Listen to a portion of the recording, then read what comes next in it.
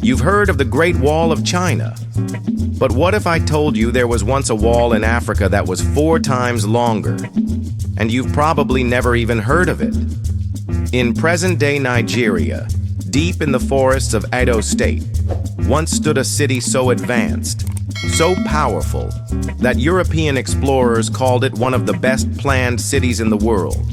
It had paved streets, waste management, stunning architecture, and a system of walls and moats stretching over 10,000 miles, all built by hand.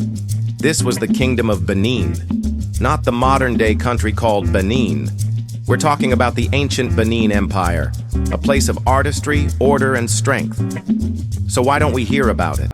Because in 1897, the British erased it. This is the story of what they tried to destroy, and why it matters more now than ever before. The Benin Kingdom was founded over 1,100 years ago, ruled by kings known as Obas, believed to be divine. Not just rulers, but the living bridge between the spiritual and physical worlds. Benin wasn't just powerful, it was organized. Cities were planned in grid patterns, homes built with symmetry and respect for hierarchy. Spiritual symbols were carved into wood, bronze, and ivory, documenting stories, lineages, wars, and victories. And the walls of Benin? They weren't just for defense, they were a statement, a way to control trade, keep order, and display the sheer scale of Benin's engineering mastery. According to the Guinness Book of Records, they were the largest man-made earthworks in the world, built over centuries by communities across the region in what was the most extensive and ambitious construction project in African history. Long before bronze was placed in glass cases, it was placed on altars. In Benin, art was never just for admiration, it was for communion. Every line carved into ivory, every face cast in bronze, carried spiritual weight. The Oba wasn't just a king, he was divine. A living bridge between the earthly world and the realm of the ancestors. Behind the palace walls stood shrines, not just symbols of faith, but living spaces of memory. Here, rituals honored the spirits of those who came before. Offerings were made, stories were told. Power wasn't held alone. It was shared with the ancestors. Even the great bronze plaques we now see in museums were once embedded in temple walls. They weren't meant to decorate, they were meant to invoke. Each piece was a spiritual technology, keeping the link between past and present alive. So when the British looted them in 1897, it wasn't just art that was stolen, it was memory, identity, the sacred itself.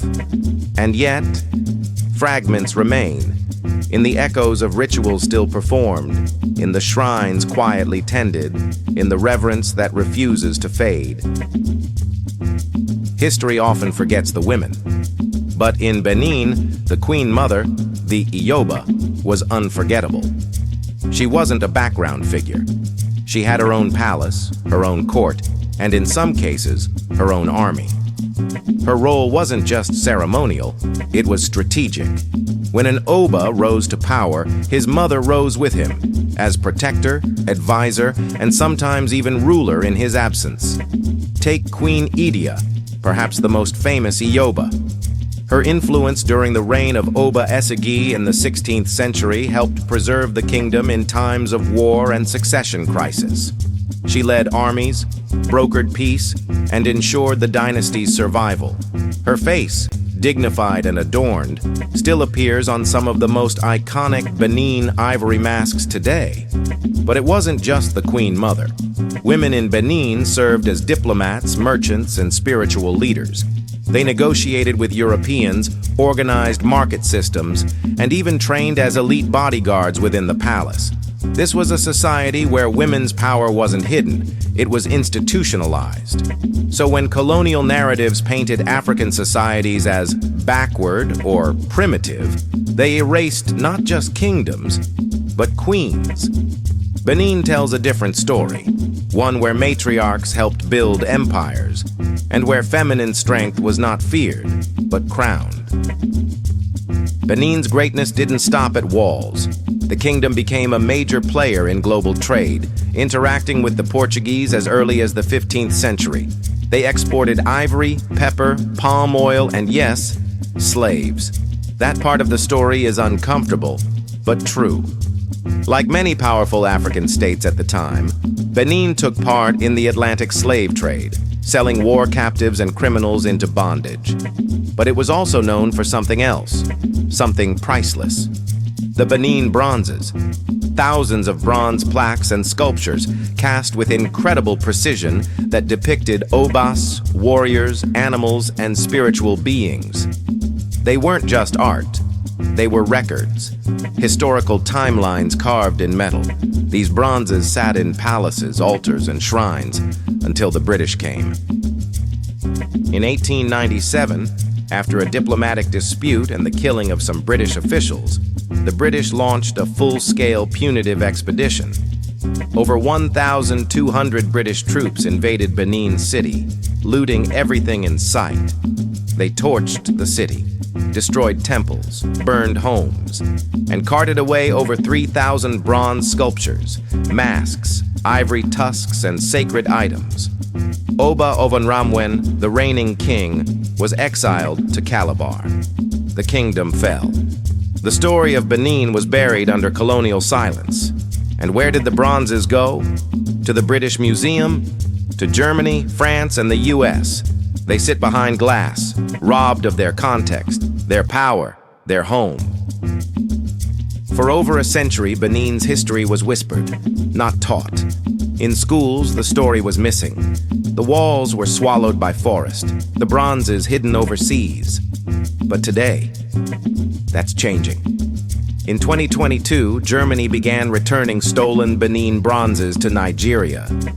The British Museum is under mounting pressure to do the same, and Nigeria is building the Edo Museum of West African Art, a stunning new complex that will reclaim Benin's legacy and house its history. Young Nigerians are asking questions. Creators, educators, and historians are spreading the truth online. The walls may be gone, but the story is rising again. The Kingdom of Benin isn't just a lost empire. It's a symbol of what Africa was, organized, artistic, intelligent, and powerful before colonization. It's a reminder of what was stolen, and a call to reclaim our roots, reshape our narrative, and remember that African history didn't begin with slavery. It was interrupted by it. They tried to erase a kingdom. But you're watching this now. That means it didn't work. If this story moved you, don't let it stop here. Share it. Talk about it. Learn more. Let's make sure the next generation knows what the last one was never taught. Like, comment, subscribe, and keep uncovering the truths they tried to bury.